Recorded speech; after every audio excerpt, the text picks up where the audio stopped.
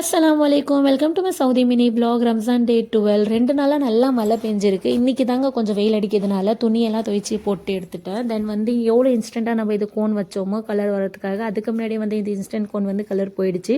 So இஃப்தார் ready பண்ணலான்னு சொல்லிட்டு first வந்து பால் தாங்க சூடு பண்ணி வச்சுட்டேன். தென் வந்து பையனுக்கும் என் ஹஸ்பண்டுக்கு வந்து காஃபி பூஸ்ட் எல்லாம் செஞ்சு எடுத்துட்டேன். ஸோ அவங்களுக்கு தந்துட்டு அப்புறமா இங்கே காக்ரோச் தொல்லை ரொம்ப இருக்குங்க. கிச்சன் உள்ளார வந்தாலே காக்ரோச் தாங்க.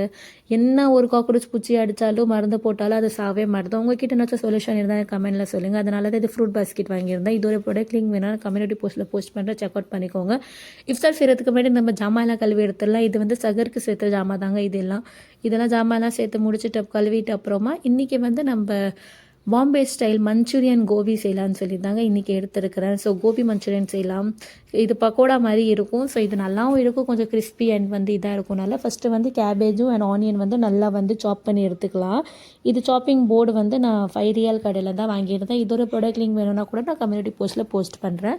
ஸோ நல்லா நம்ம ரெண்டும் சாப் பண்ணி எடுத்துகிட்டு நல்லா தண்ணி இருக்கக்கூடாது இதில். ஸோ தண்ணி வந்து குயிஸ் பண்ணி நம்ம எடுத்துகிட்டு ஒரு பவுலில் எல்லாம் எடுத்துக்கலாம். அண்ட் இதுலேயே வந்து கொஞ்சமாக 1 table spoon of salt, 1 table spoon chilli powder, 1 table spoon இது சிக்கன் மசாலா தாங்க என்கிட்ட இருந்துச்சு. இது நான் ஊர்லேருந்து எடுத்துகிட்டு வந்திருந்தேன்.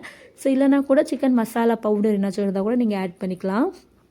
கார்ன்ஃப்ளவர் மாவு அண்ட் வந்து மைதா மாவு கொஞ்சமாக போட்டு ஒரு பஜ்ஜி மாவு மாதிரி நம்ம செஞ்சு எடுத்துக்கலாம். அண்ட் எல்லாம் ஃப்ரை பண்ணி நம்ம எடுத்துட்டா நம்மளுக்கு வந்து கோபி மஞ்சூரியன் வந்து ரெடி ஆகிடும். ஸோ இது ஒரு பாம்பே ஸ்டைல் தாங்க. ரொம்ப தண்ணி ஊற்றாமல் கொஞ்சமாக தண்ணி ஊற்றி நல்ல ஒரு கிறிஸ்பி கிடைக்கும் நம்மளுக்கு.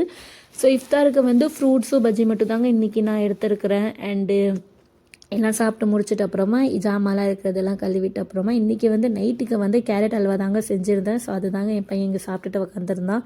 ஸோ வீடியோ பிடிச்சிருந்தா லைக், ஷேர், சப்ஸ்கிரைப் பண்ணிக்கோங்க.